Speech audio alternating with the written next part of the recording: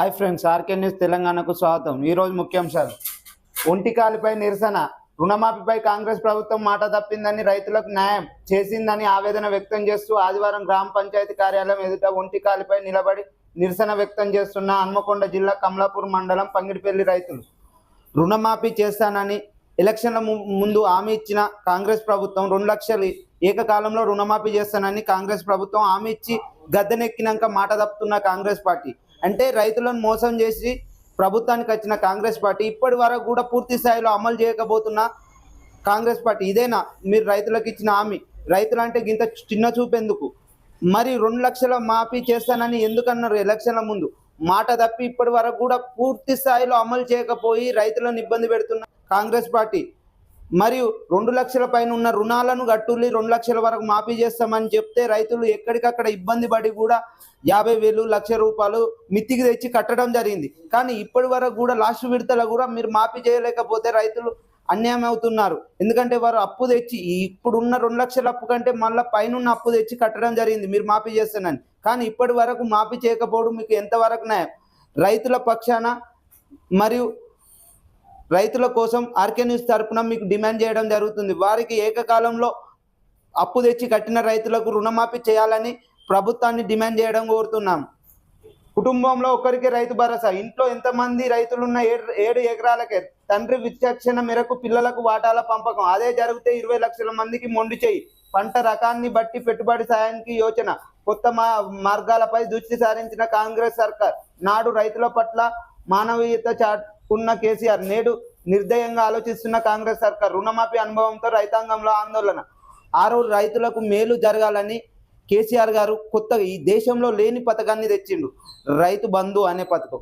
దాన్ని కాంగ్రెస్ పార్టీ ప్రభుత్వంలోకి రాదందుకు ఏదో అడ్డగోలు హామీలు ఇచ్చి ఎకరానికి 15,000 ఇస్తామని చెప్పి రైతు భరోసా అనే పేరుతోని మళ్ళా కొత్తగా ఇస్తానమనే పథకం తెచ్చిండు. కానీ ఇప్పటి వరకు 2 పంటలకు కూడా ఇప్పటి వరకు రైతు భరోసా అందలేకపోయి రైతులు ఎక్కడికక్కడ ఆత్మహత్యలు చేసుకుంటున్నారు. మరియు వారు ఇయ్యకపోవడం కాక ఇప్పుడు ఇచ్చే సీజన్ కూడా దానిలో కోతలు పెట్టడం ఎంతవరకు న్యాయం? రైతులను ఆదుకుందామనే దిశలో కేసీఆర్ గారు ఆ పథకం తెచ్చిండు.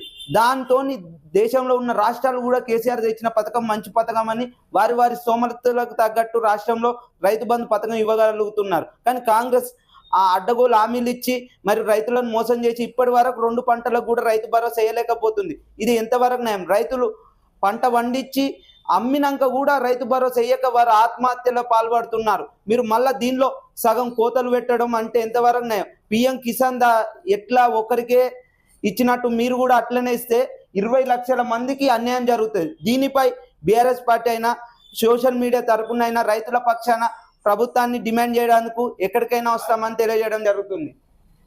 ఆర్థిక ఇబ్బందులు ఉన్నాయి అయినా భరోసా ఇస్తాం. డిప్యూటీ సీఎం బట్టి విధి విధానాలపై కేబినెట్ సభ కమిటీతో చర్చ.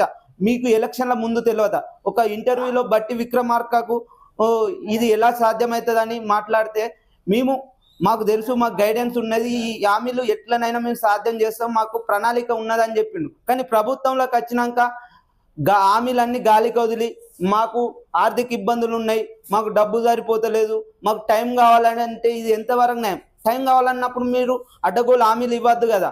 హామీలు ఇచ్చి గద్దెనెక్కి ఇప్పటి వరకు 1.5 సంవత్సరం అయినా కూడా రైతులను పట్టించుకుంటలేరు. ఇది ఎంతవరకు న్యాయమని కోరడం జరుగుతుంది. ఫార్మా గో బ్యాక్ నినదించిన కుర్మిద గ్రామ రైతులు. ఫార్మసిటీకి వ్యతిరేకంగా ర్యాలీ.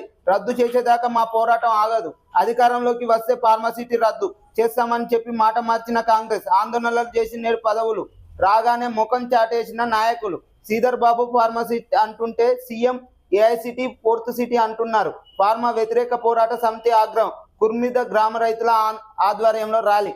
ఆ రోజు టీఆర్ఎస్ ప్రభుత్వం ఉన్నప్పుడు ఫార్మా మాకు గో బ్యాక్ అని కుర్మిద రైతులు ధర్నా చేయడం, నినాదాలు చేయడం జరిగింది. వారికి సపోర్టుగా ర్యాలీలు చేస్తూ కాంగ్రెస్ పార్టీ సపోర్ట్ ఇవ్వడం జరిగింది.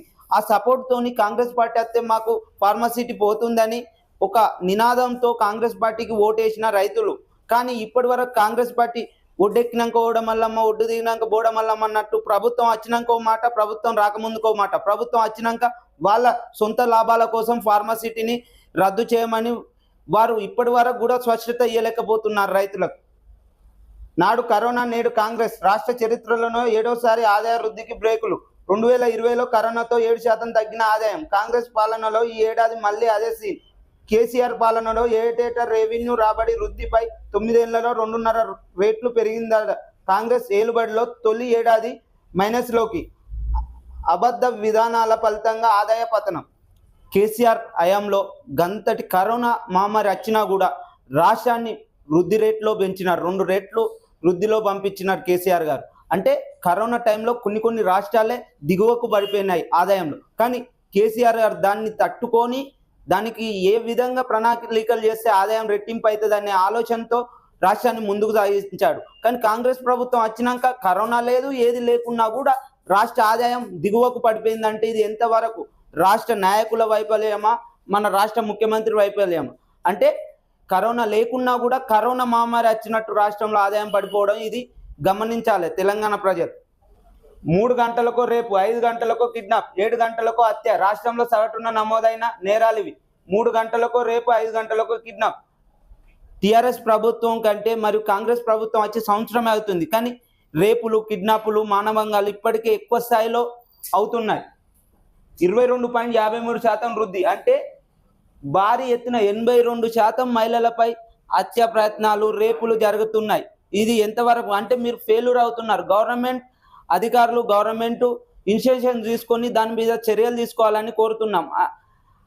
5 ఏళ్లలో కూడా ఇంత భారీ మొత్తున నేరాలు, హత్యలు జరగలేవు. కానీ సంవత్సరం వచ్చి గవర్నమెంట్ అచ్చుడుతోనే, కాంగ్రెస్ గవర్నమెంట్ సంవత్సరం అచ్చుడుతోనే ఇంత నేరాలకు పాల్పడుతున్నారు. అంటే గవర్నమెంట్ ఏం చేస్తుంది? స్పందించి దానిపై చర్యలు తీసుకోవాలని డిమాండ్ చేయడం జరుగుతుంది. ఆడపిల్లలకు భద్రతనివ్వని సర్కార్ ఇది. బాలికలపై లైంగిక దాడులు సిగ్గుచేటు. నేరాలలో 82% మహిళలపై అఘాయిత్యాలే. పోలీస్ రెస్పాన్స్ టైం తగ్గడం ఆందోళనకరం. కాంగ్రెస్ సర్కార్ వైఫల్యానికి ఇదే నిదర్శనం. మాజీ మంత్రి హరీష్ రావు మండిపాటు.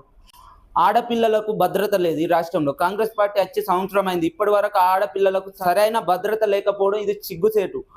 ఇదివరకు 5 ఏళ్ళు 10 ఏళ్ళు పాలించినప్పుడు ఇంత మొత్తంలో లేదు.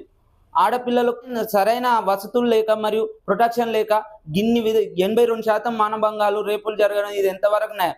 మీరు సరైన ఇనిషియేషన్ తీసుకొని వారికి మంచి సపోర్ట్ ఇవ్వాలని కోరడం జరుగుతుంది. కేసీఆర్ ముందు చూపుతోనే RRR. బీఆర్ఎస్ హయాంలోనే ఉత్తర భాగానికి అనుమతులు. కేవలం టెండర్లు పిలిచి గొప్పలు చెప్పుకుంటున్న రేవంత్. కేసీఆర్ ప్రభుత్వంపై మంత్రి కోమటిరెడ్డి ఆరోపణ తగడు.